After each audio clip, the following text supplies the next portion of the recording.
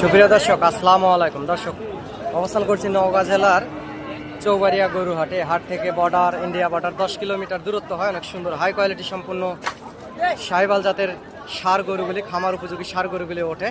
আপনারা চাইলে হাটে আসতে পারেন এবং যোগাযোগ করতে পারেন। দর্শক, আগামী 26 কুরবানির টার্গেটে এবং তার আগেও আপনারা হাট থেকে গরুগুলি ক্রয় করতে পারবেন এবং লাভ দামে বেচা কিনা করতে পারবেন।